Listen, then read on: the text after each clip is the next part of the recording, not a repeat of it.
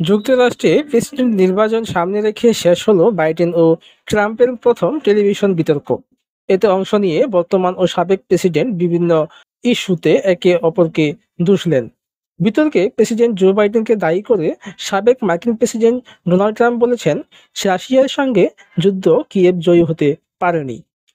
স্থানীয় সময় বৃহস্পতিবার এই বিতর্ক অনুষ্ঠিত হয়। বিতর্কের আয়োজন করে সিএনএন ও এবিসি। বাইডেন বিশ্বকে নতুন যুদ্ধের দ্বারপ্রান্তে নিয়ে যাচ্ছেন বলে অভিযোগ করেন ডোনাল্ড ট্রাম্প। তিনি বলেন, আমি যদি প্রেসিডেন্ট থাকতাম তাহলে রাশিয়া ইউক্রেন হামলা কখনো করতো না।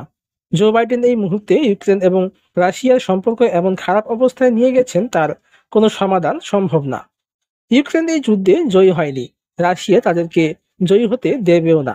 একই সময় ট্রাম্প আরও দাবি করেন, বর্তমানে যে পরিস্থিতি তাতে রাশিয়া দিনে দিনে সম্পূর্ণ ইউক্রেন দখল করতে চলেছে। এছাড়াও তাদের আলোচনায় বিশেষ গুরুত্ব পেয়েছে অভিবাসন, চীনের সঙ্গে বাণিজ্য, যুদ্ধ ও দুই নেতার বয়স। তাছাড়া বিতর্কের এক পর্যায়ে তৃতীয় বিশ্বযুদ্ধের আশঙ্কা নিয়ে একে অপরকে দুষলেন ডেমোক্রেট ও রিপাবলিকান দলের এই দুই প্রার্থী। এর জবাবে বাইডেন বললেন, ট্রাম্প তৃতীয় বিশ্বযুদ্ধ চায়। বিতর্কে বাইডেনের কাছে প্রশ্ন রাখা হয়, যুক্তরাষ্ট্রের সীমান্ত সংকট কেন ভোটাররা তারা উপর আস্থা রাখবেন।